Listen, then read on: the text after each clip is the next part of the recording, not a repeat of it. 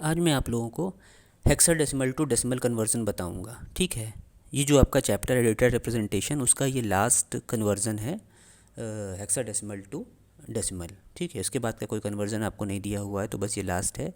तो जैसे जब भी हम किसी और नंबर सिस्टम से डेसिमल में जाते थे तो क्या होता था, हमेशा इनटू होता था। जब भी हम बाइनरी से डेसिमल में जाते थे तो भी इनटू होता था 2 से, और उसके ऊपर पावर लगती थी। जब भी हम ऑक्टल से डेसिमल में जाते थे तो भी इनटू होता था 8 से, और उसके ऊपर पावर लगती थी 0 1 2 3 इस तरीके से करके। तो उसी तरीके से सेम वही प्रोसीजर है। किसी भी नंबर सिस्टम से जब हम डेसिमल में जाते हैं तो इनटू में होता है, और डेसिमल से जब हम किसी और नंबर सिस्टम में जाते हैं तो डिवीज़न होता है, वो भी जो भी सामने वाला नंबर सिस्टम है उसके बेस से। तो ये सिंपल सा लॉजिक है, सब में एक ही जैसा लगता है। तो यहाँ पर भी जैसे बाइनरी से डेसिमल में इनटू होता था, ऑक्टल से डेसिमल में इनटू होता था, वैसे ही इनटू यहाँ पर होगा, बस डिजिट्स का फ़र्क होगा। बाइनरी से जब हम डेसिमल में जाते थे तो हम 2 से इनटू करते थे और पावर लगाते जाते थे। जब हम ऑक्टल से डेसिमल में जाते थे तो हम 8 से इनटू करते थे और उसमें पावर लगाए जाते थे। उसी तरीके से जब हम हेक्साडेसिमल से डेसिमल में जाएंगे तो हम यहाँ 16 से इनटू करेंगे। ठीक है, जिस नंबर सिस्टम से हम डेसिमल में जाएंगे उस नंबर सिस्टम के बेस से यहाँ पर इनटू होगा। तो जैसे मान लो यहाँ पर एक एग्जांपल ले लेते हैं।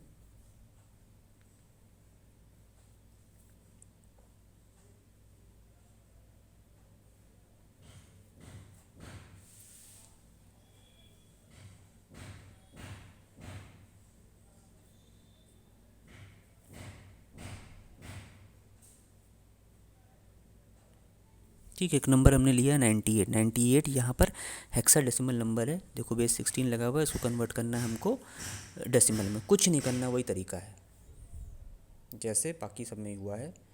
9 × 16 प्लस 8 × 16, और इधर से हम लोग पावर लगाते हैं। तो सबसे पहले पावर होती है 0, उसके बाद 1, उसके बाद और नंबर होते तो आगे आती जाती। तो बस 9 × 16 की पावर 1 मतलब 16, प्लस 8 × 16 की पावर 0। किसी भी नंबर की पावर अगर 0 होती है तो वो क्या होता है, वो 1 बन जाता है। तो ये हो गया 1। ठीक है, 16 × 9 करेंगे अगर तो आएगा हमारा आंसर। 16 × 9 कर लेते हैं। 6 9 54 का 4 कैरी 5, 9 9 9 4।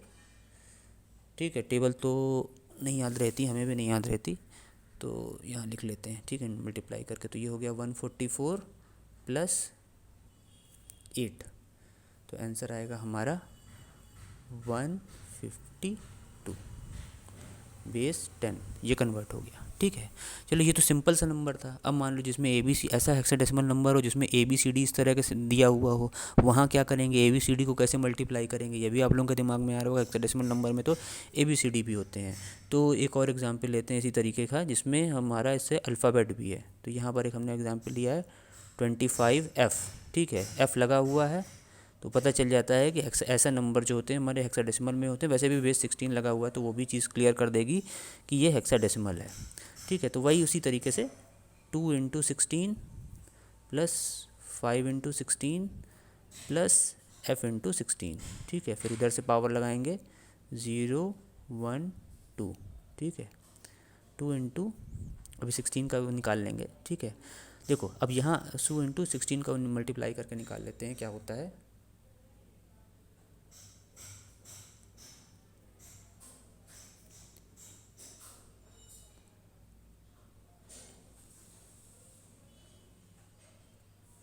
ठीक है, ये होता है 256।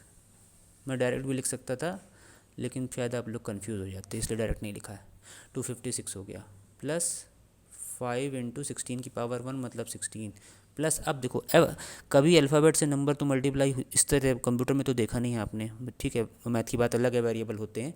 तो यहाँ एफ़ क्या डिनोट करता है भाई, हेक्साडेसिमल में याद करिए, मैंने बताया था 0 से लेकर 9 तक नंबर्स होते हैं। उसके बाद A B C D E F ये होते हैं अल्फ़ाबेट, जो कि ये 10 को डिनोट करता है, ये 11 को, ये 12 को, ये 13 को, ये 14 को, ये 15 को। मतलब 15 यहाँ एफ़ की जगह पे 15 आएगा।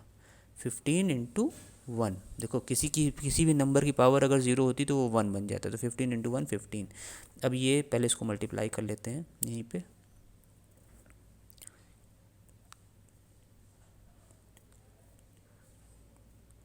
ठीक है। तो ये आ गया हमारा 512 प्लस 16×5 80 होता है। ठीक है, हिंदी मीडियम में से पढ़ाई की है मैंने, इसलिए हिंदी थोड़ी स्ट्रांग है और अंग्रेजी थोड़ी वीक।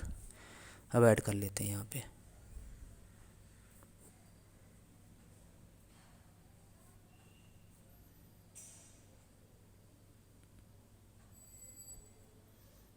ठीक है, तो ये आ गया आपका नंबर 607। ये हो गया आपका हेक्साडेसिमल से बाइनरी में कन्वर्ट। अब अगर मान लो कोई पॉइंट वाला नंबर हो, हेक्साडेसिमल में ही कोई पॉइंट वाला नंबर हो जिसमें पॉइंट लगा हो, तो क्या करेंगे? तो एक नंबर और ले लेते हैं।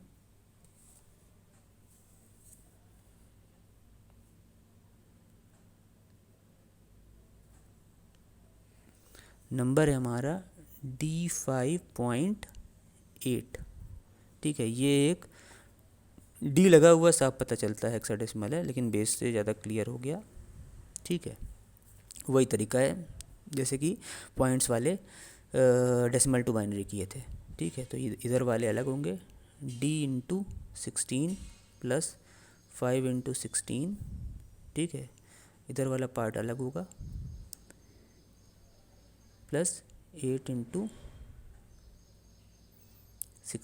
अब यहाँ पॉइंट वाला है तो ये यहाँ पर लग जाएगा -1, ये 0 और ये 1। ठीक है, यहाँ पर वैसे चलेगा 0 1 2 3, इधर -1 -2 -3 चलता है। याद होगा आप लोगों ने इससे पहले वाले जो कन्वर्जन किए थे उसमें, मतलब जो पॉइंट वाले बाइनरी टू डेसिमल किए थे तो उसमें ऐसे ही होता था। ठीक है, तो यहाँ ये 8 जो है वो पॉइंट के बाद है, इसलिए पावर यहाँ ऊपर लग गई है। पावर यहाँ और भी अगर डिजिट होती तो वो 8/16 पावर -2 इस तरह करके आता जाता। ये पॉइंट के बाद है इसलिए पॉइंट के बाद पावर -1 -2 -3 से चलती है। पॉइंट से पहले 0 1 2 3 चलती है।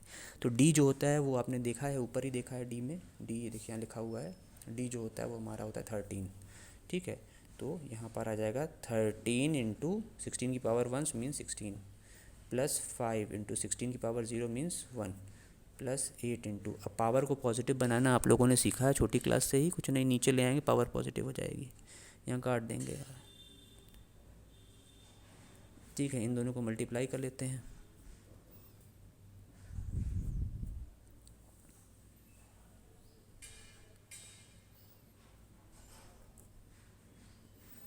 तो ये आया हमारा 208, तो यहाँ लिख लेते हैं 208 ये हो गया, प्लस 5 ये हो गया, और ये 1/2 आएगा, 1/2 लिख लो, इसको भी हम लिख लेते हैं। तो ये हो गया 208 प्लस 5 प्लस 1/2 को 0.5, तीनों को ऐड कर दो, तो ऐड करने पे आएगा 0.5, सॉरी 10।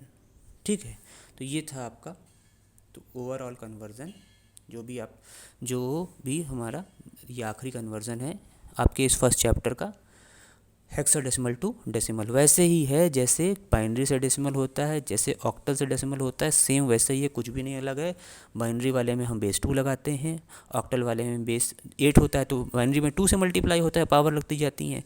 ऑक्टल में 8 से मल्टीप्लाई होता है, पावर लगती जाती है, और यहाँ पर 16 से मल्टीप्लाई होता है, पावर लगती जाती है। और डेसिमल वाले के लिए भी सेम वैसे ही, अगर डेसिमल नंबर है हमारा हेक्साडेसिमल में जिसमें पॉइंट लगा हो, डेसिमल नहीं बोलेंगे यहाँ पे, गलत हो जाएगा।